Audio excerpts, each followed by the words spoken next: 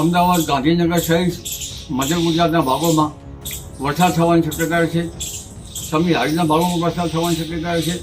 ઉત્તર ગુજરાતના ઘણા ભાગોમાં વરસાદ થવાની શક્યતા છે. કચ્છના ભાગોમાં પણ ભારે વરસાદ થવાની શક્યતા છે. સૌરાષ્ટ્રના અન્ય ભાગોમાં પણ ભારે વરસાદ થવાની શક્યતા છે. છત્તીસગઢ, ઓડિશામાં થઈને બંગાળ ઉપસાગર સુધી જતી રહેશે, જેના કારણે ગુજરાતમાં તારીખ 22 થી 24 તારીખમાં પુનઃ ભારે વરસાદ થવાની શક્યતા રહેશે. નમસ્કાર, વાઇબ્સ ઓફ ઇન્ડિયા સાથે હું સમીર. વેધર વિથ વાઇબ્સ એટલે કે હવામાનમાં અત્યારે શું ચાલી રહ્યું છે એ વાઇબ્સ ઓફ ઇન્ડિયાના માધ્યમથી આપણે જાણતા હોઈએ છીએ. અને આજના દિવસની જો વાત કરીએ તો હવામાન આગાહીકાર અંબાલાલ પટેલે હમણાં જે તમે સાંભળ્યું એ આગાહી કરી છે, એમની આગાહી બહુ મહત્વની છે. એની સાથે સાથે હમણાં જો થોડા દિવસોની વાત કરીએ તો 20 તારીખ સુધી 22 તારીખ સુધી ગુજરાતમાં ખૂબ સારો વરસાદ પડી શકે છે, એવી રીતના શક્યતાઓ છે.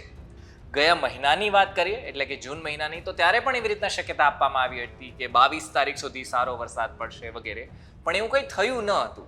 જો કે આની વાત કરીએ તો આપણે જોયું છે હમણાં 2 દિવસથી સતત સારો વરસાદ પડી રહ્યો છે અને 17, 18 આ તારીખ એવી છે કે જ્યારે ખૂબ સારો વરસાદ વરસી શકે છે ગુજરાતમાં, એવી સંભાવના છે.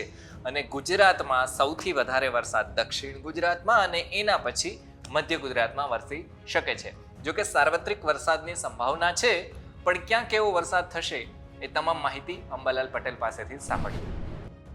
આજે તારીખ 16 જુલાઈ આસપાસ અમદાવાદ, ગાંધીનગર સહિત મધ્ય ગુજરાતના ભાગોમાં વરસાદ થવાની શક્યતા છે.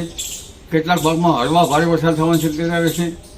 આ ઉપરાંત ઉત્તર ગુજરાતના ભાગોમાં પણ વરસાદ થવાની શક્યતા રહેશે, જેમાં ખાસ કરીને સિદ્ધપુર, કાકોશી અને વિસનગર આ ભાગોમાં થોડો વધુ વરસાદ થવાની શક્યતા રહેશે. સમી-હારીના ભાગોમાં વરસાદ થવાની શક્યતા રહેશે.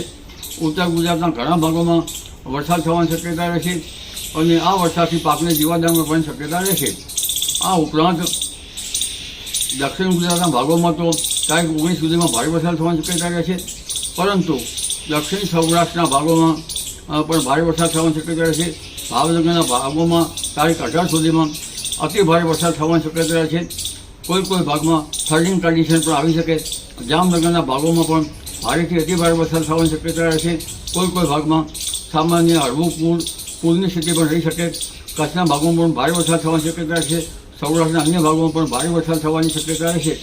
પણ ઉલ્લેખનીય છે કે આ સિસ્ટમ લગભગ 19 તારીખ પછી વરસાદનું જોર એકદમ ઘટી જશે. દક્ષિણ ગુજરાતના ભાગમાં તો વરસાદ રહેશે, પરંતુ ત્યાર પછી આ ચોમાસું મોન્સૂન ધરી જશે, ઉત્તર પશ્ચિમ ભાગોમાં જશે અને તારીખ 20-21 જુલાઈ આસપાસ બંગાળ ઉપસાગરમાં બીજી સિસ્ટમ છે, જેના કારણે તારીખ 22 આસપાસ ચોમાસાની ધરી પુનઃ મધ્યપ્રદેશ થઈ અને લગભગ ઓડિશા, છત્તીસગઢ, ઓડિશામાં થઈને બંગાળ ઉપસાગર સુધી જતી રહેશે, જેના કારણે ગુજરાતમાં તારીખ 22 થી 24 તારીખમાં પુનઃ ભારે વરસાદ થવાની શક્યતા રહેશે, જેમાં દક્ષિણ ગુજરાતના ભાગોમાં ભારેથી અતિભારે વરસાદ થવાની શક્યતા રહેશે. દક્ષિણ સૌરાષ્ટ્રના ભાગોમાં વરસાદ થવાની શક્યતા રહેશે. ગુજરાત અન્ય ભાગોમાં પણ ભારે વરસાદ થવાની શક્યતા રહેશે અને આ વરસાદી પાણી સારું હશે. કેટલું તો આ હતી અંબાલાલ પટેલની આગાહી. આવા જ વિડીયો માટે જોતા રહો વાઇબ્સ ઓફ ઇન્ડિયા. હવામાનની તમામ અપડેટ તમને વાઇબ્સ ઓફ ઇન્ડિયાના માધ્યમથી મળતી રહેશે. અને જો હજુ સુધી તમે ચેનલને સબસ્ક્રાઇબ નથી કરી તો પછી નીચે એક ડિસ્ક્રિપ્શન એટલે કે એક લખાણ લખવામાં આવ્યું હશે, એમાં એક નાની એવી લિંક હશે બ્લુ કલરની, એના ઉપર ક્લિક કરશો તો તમે અમારા વોટ્સએપ ગ્રુપમાં જોડાઈ જશો, જ્યાં અમે તમામ માહિતી જે વિડીયો અપલોડ કરતા હોઈએ છીએ એ મૂકતા રહેતા હોઈએ છીએ. એટલા માટે તમને હવામાનની પણ માહિતી ત્યાંથી મળતી રહે. જોડાયેલા રહેજો અમારી સાથે. ખૂબ ખૂબ ધન્યવાદ.